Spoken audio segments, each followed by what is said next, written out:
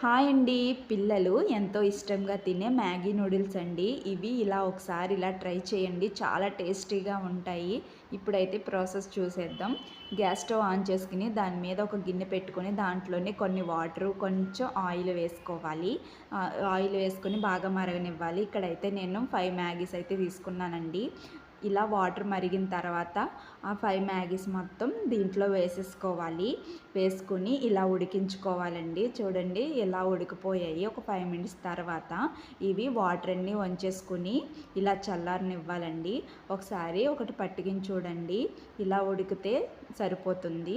ఇలా ఉడికిపోయిన తర్వాత బాగా చల్లారనివ్వాలి. ఇప్పుడు కట్ చేసి పెట్టుకున్న ఆనియన్స్ ఇలా కట్ చేసి పెట్టుకోవాలండి పొడవుగా. దాంట్లోనే ఒకటి క్యారెట్, 2 లేదా 3 పచ్చిమిర్చి వేసుకోవాలి. ఇప్పుడు ఒక కళాయి పెట్టుకుని దాంట్లో 2 స్పూన్ల ఆయిల్ వేసుకొని దాంట్లోనే ఆనియన్స్ ముక్కలన్నీ వేసేసుకోవాలి. వేసుకున్న తర్వాత ఇలా ఆనియన్స్ బాగా పొడవుగా కట్ చేసుకోవాలండి. కట్ చేసుకున్న తర్వాత దాంట్లోనే గ్రీన్ చిల్లీ అండ్ క్యారెట్ కూడా వేసేసుకోవాలి. క్యారెట్ వేసేసుకున్న తర్వాత ఇవి ఒకసారి బాగా కలుపుకుంటూ ఫ్రై చేసుకోండి. ఇలా లో ఫ్లేమ్లో పెట్టుకునే ఫ్రై చేసుకోవాలి.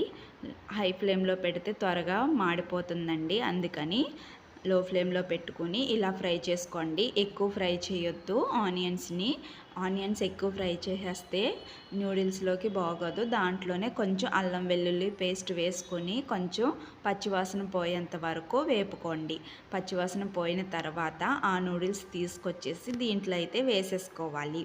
దీంట్లో బాగా వేసేసుకున్న తర్వాత అవి బాగా చల్లారాలండి. నూడిల్స్ ఎప్పుడు చల్లారితేనే బాగుంటుంది.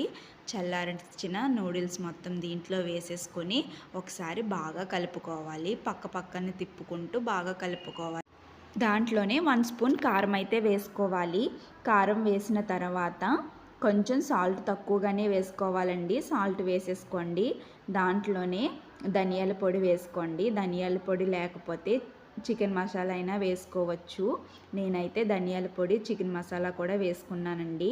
అవన్నీ వేసుకున్న తర్వాత బాగా కలుపుకుంటూ ఫ్రై చేసుకోండి.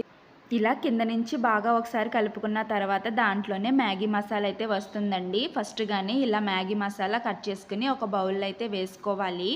బౌల్లోది ఇప్పుడు మ్యాగీ మసాలా దీంట్లో అయితే వేసేసుకోండి. వేసేసుకున్న తర్వాత కింద నుంచి బాగా ఒకసారి కలుపుకుంటూ ఫ్రై చేసుకోండి. దాంట్లోనే కొంచెం కొత్తిమీర లేదా ఇలా కరివేపాకు అయితే వేసుకోండి.